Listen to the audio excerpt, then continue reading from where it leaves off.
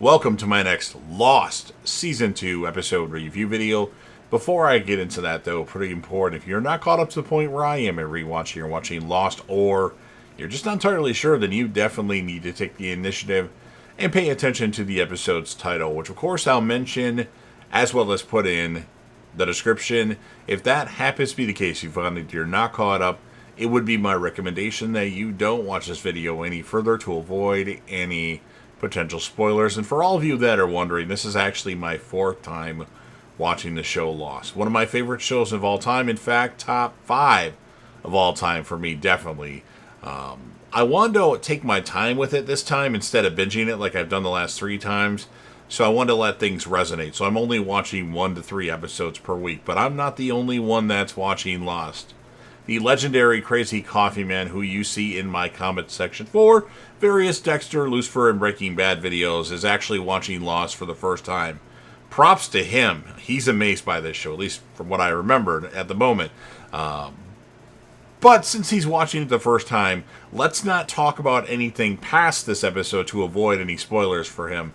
But let's discuss this awesome and amazing show. With all that said, this will be Lost Season 2, Episode 9. The title of this episode is What Kate Did. And this will be my review, reaction, recap after just finishing watching the episode. Jin comes out of his tent with no shirt on, followed by a smiling Sun. So Jin and Sun got it on. As she hugs him, Hurley gives Jim a thumbs up from a nearby shelter.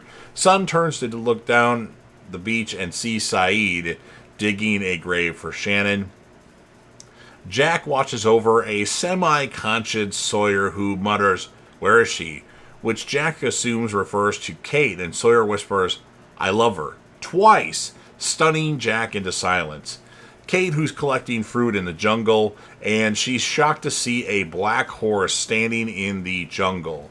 Then we have the flashback sequence of Kate sitting on a porch playing with her cigarette lighter when her father, Wayne Jansen, arrives drunk. And as Kate helps him into bed, he complains and makes advances toward her. He tells Kate she's beautiful. Kate soon leaves. As Kate rides away from the house on a motorcycle, the house explodes. So we know what Kate did. She rides to a diner where her mother, Diane, works. Kate confronts Diane about an injury caused by Wayne, and then presents her with a homeowner's insurance policy, telling Diane she'll be taken care of.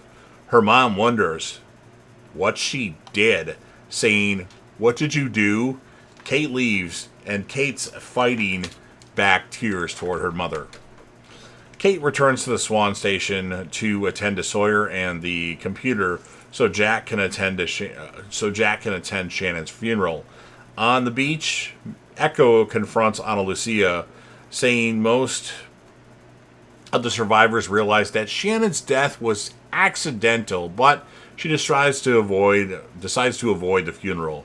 Saeed tries to say a few words, but he's overcome by emotion.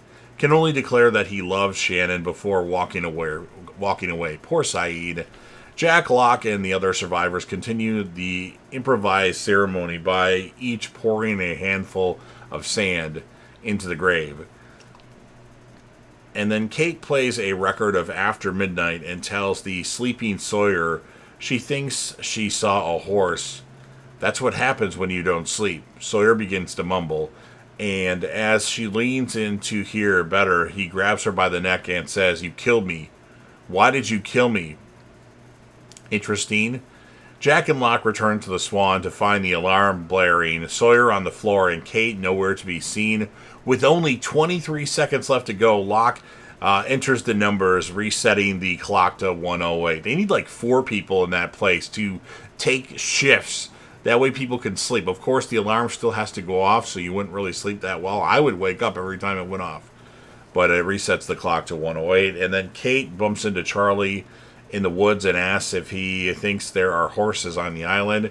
He replies that he has seen polar bears and heard monsters, but never horses, and they part ways.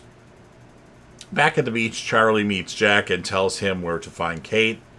Then we go back to another flashback. Kate is trying to buy a bus or train ticket to Tallahassee, She is arrested by U.S. Marshal Edward Mars. He says Kate's mother turned her in. Wow. Locke uses bolt cutters to finally remove the the handcuff Jin has worn on his right hand since attacking Michael weeks previously. Locke says, "Free at last." After Jin leaves, Michael asks Locke about the blast door in the ceiling, which Locke admits he has not noticed. Locke tells Michael that Desmond left a movie. Want to see it? And Mr. Echo wants to see it as well. Jack tracks Kate down and accosts her for leaving the Swan. Kate shouts, "I'm sorry. I'm not as perfect as you. I'm sorry that I'm not as good." She tries to run away, but Jack grabs her forearm and pulls her back. With emotions reaching a fever pitch, Jack pulls Kate close and holds her. Without warning, Kate kisses Jack passionately, and seemingly Jack is shocked by her actions, and then Kate runs off into the jungle.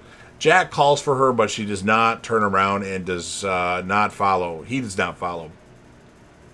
Locke shows the Dharma Initiative or Dharma Orientation film to Michael and Mr. Echo and says he has set up 2-person shifts every 6 hours to enter the code. When Locke asks Echo what he thinks, Echo leaves without saying a word. Sayid goes to Shannon's grave to place his prayer beads on her cross. He discovers Kate sitting there. She apologizes for missing the funeral and says she thinks she's going crazy. When asked if he believes in ghosts, Sayid says he saw Walt in the jungle just before Shannon was shot and asks if that makes him crazy too.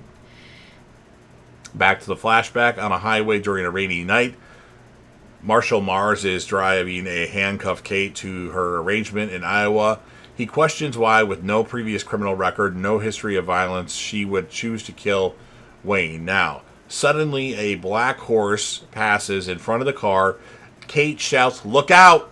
And after swerving to avoid hitting the animal, the car hits a pole with Marshal Mars momentarily stunned by the opening of the driver's airbag. Kate grabs the handcuff key and tries to unlock the handcuffs, but the Marshal revives. After a short fight, she kicks Mars out of the car. She reverses the car, the slightly damaged car, and turns on the headlights and drives away. To her surprise, the lights show the black horse standing next to the road, quietly looking at her for a few seconds before she leaves into darkness. Locke demonstrates to Michael that the keyboard only works when the alarm sounds. Michael asks to inspect the equipment, and Locke hesitantly agrees, but only if he doesn't break it. Locke catches up with Echo, who leads with a story about Josiah, and the book found during Josiah's rule reveals a hollowed-out Bible which contains a small reel of 16mm film. The book was found by the Tail Section survivors in the Dharma bunker they inhabited on the other side of the island. Locke unrolls part of the reel and recognizes Dr. Marvin Candle, whose name is not Marvin Candle. We'll find out in later seasons, the narrator from the original film. Jack is cutting wood when Hurley approaches, making small talk. Rose's husband is white. Didn't see that one coming. Eventually leading to the topic of Sawyer, Hurley asks Jack if he is mad at Sawyer, which Jack denies. Jack says he's not mad at anyone. Kate returns to the Swan and relieves Son, who has been tending to Sawyer. Back to the flashback, Kate visits a U.S. Army recruiting station and meets Sergeant Major Sam Austin, the man she believed to be her biological father. She tells Sam she recently discovered he was her stepfather, and Wayne, the one she just killed, was her biological father, or the one she just burned to death, essentially. Sam says he had known all along, but hid the truth because he knew Kate would kill Wayne if she ever found out. He informs Kate that he must call the authorities, but gives her a 1-hour head start. Kate asks Sawyer if he can hear her, first saying Sawyer, then Wayne. Then Sawyer stirs and mumbles inaudibly. Kate, believing that Wayne's ghost has possessed Sawyer's body, confesses aloud that she killed him after finding out he was her biological father. It was too much for her to bear, to know that the man who she hated would always be a part of her. Furthermore, whenever she had feelings for Sawyer, she couldn't help remembering Wayne, as they are very similar. Following Kate's confession, Sawyer awakes as his normal self, and his comments reveal he has heard the whole conversation. He told Kate, "That's about the sweetest thing he's ever heard. Who the hell is Wayne?" Kate is embarrassed but relieved. Locke discovers that the film found in the Bible was cut from the original Swan orientation film. Echo and Locke splice the film back into the main film reel. Locke marvels at the odds of them finding the missing piece, but Echo advises him not to mistake coincidence for fate. Sawyer believes that they had been rescued, seeing the kitchen beds and such in the hatch. Kate shows Sawyer around the Swan before taking him outside to prove that they have not been rescued. Kate tells Sawyer he needs a haircut. Something catches Sawyer's eyes. Kate turns to see what he is looking at and sees the black horse standing nearby. She asks if Sawyer sees it, and Sawyer says he can. Kate approaches and pets the horse before it walks back into the jungle. Jack approaches Ana Lucia, who is sitting carving a steak with her hunting knife. Jack offers her one of the 3 miniature bottles of tequila, recalling their first meeting at the airport, if you remember that back in Season 1. Locke and Mr. Echo watch the missing section of the film in which Dr. Kandel expands on his warning that the computer is only to be used to enter the code. He explains that while the isolation of Station 3 may tempt one to use the computer to communicate with the outside world, such an action would compromise the integrity of the project and may lead to another incident. As Michael examines the computer equipment, he hears a beeping from the terminal and goes to inspect it. He notices that there are still 51 minutes remaining on the timer, and the text "hello" is shown on the screen. Unlike Locke's attempt earlier, Michael is able to enter text and types "hello." A moment later, "Who is this?" appears, and Michael responds, "This is Michael."